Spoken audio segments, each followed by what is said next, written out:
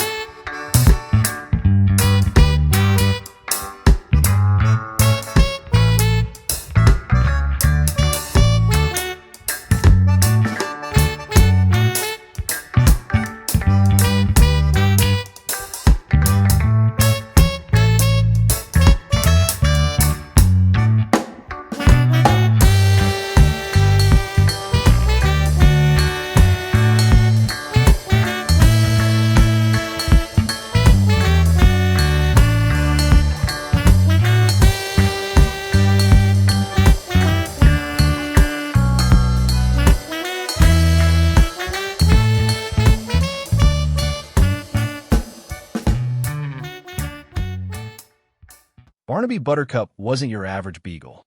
Sure, he had the signature floppy ears and the nose that could sniff out a dropped crumb from 3 counties over. But Barnaby also possessed an overactive imagination and a firm belief that he was secretly a highly skilled, though often misunderstood, secret agent. Barnaby's current mission, codenamed Nutty Nemesis, involved the fluffy-tailed squirrels in Mrs. Higgins' prize-winning oak tree. He was convinced they were not merely gathering acorns, but were, in fact, exchanging top-secret information via frantic tail twitches and suspiciously synchronized nut burials. His surveillance techniques were unique. He'd often disguise himself by wearing a discarded flower pot on his head, peering out through the drainage hole. This, unfortunately, usually resulted in him bumping into things and looking more like a confused, mobile shrub than a stealthy operative. One sunny morning, during a particularly intense surveillance session, flower pot firmly in place, Barnaby spotted his prime suspect, a bushy-tailed squirrel he'd nicknamed Agent Nutsy. Agent Nutsy was burying an acorn with what Barnaby deemed excessive furtiveness. Barnaby decided it was time for a direct confrontation. He charged towards the tree, barking a series of highly classified, in his head, yips and howls. His flower pot disguise, however, had other plans. It slipped down over his eyes, plunging him into darkness just as he reached the tree. Instead of a dramatic takedown, Barnaby collided with the tree trunk with a muffled thump. The flower pot tumbled off, and Agent Nutsy stared down at the bewildered beagle with an expression that clearly read, "Is this guy for real?" Mrs. Higgins, watering her roses nearby, chuckled, mistaking Barnaby for a particularly clumsy garden ornament. Operation Squirrel Surveillance had, once again, ended in comical failure. Undeterred, Barnaby shifted his focus to a new potential hotbed of espionage: the garbage cans on collection day. He was convinced that vital secrets were being carelessly discarded amongst banana peels and empty yogurt containers. His strategy for this mission, codenamed Trash Talk Tango, involved infiltrating the enemy territory, i.e., the neighbors' overflowing bins, and retrieving any classified documents, i.e., suspiciously crinkled pieces of paper.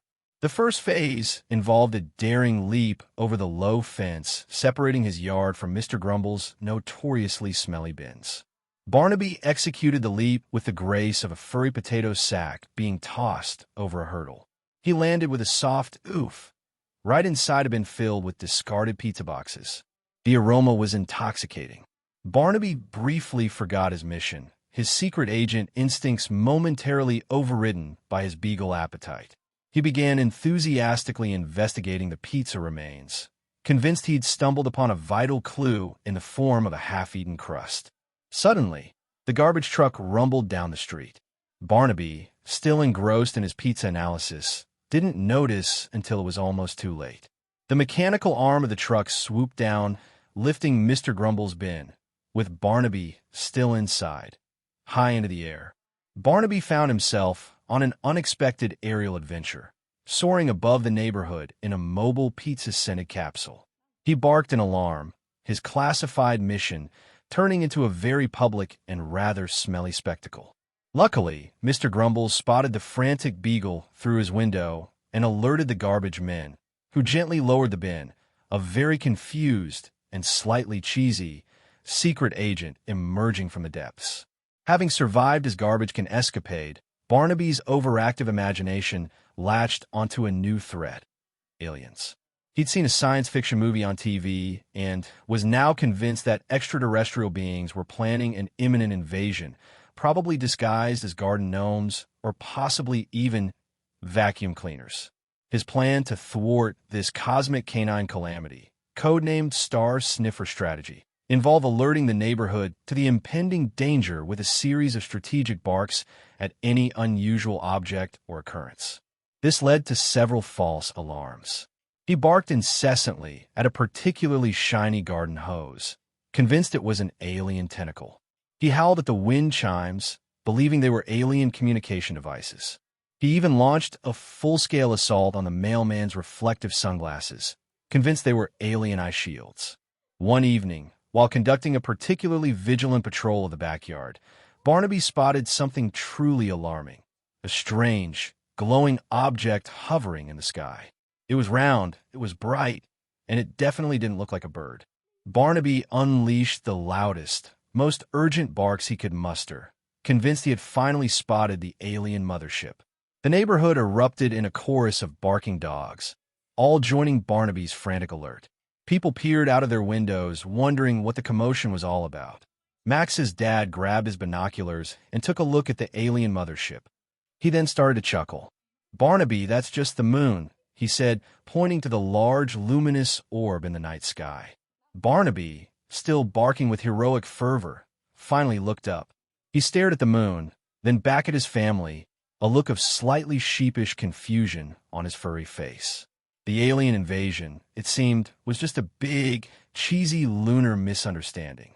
Despite his constant, and often hilarious, misinterpretations of reality, Barnaby Buttercup remained a beloved member of his family, a slightly clumsy, pizza-loving, and perpetually vigilant secret agent in his own wonderfully wacky world.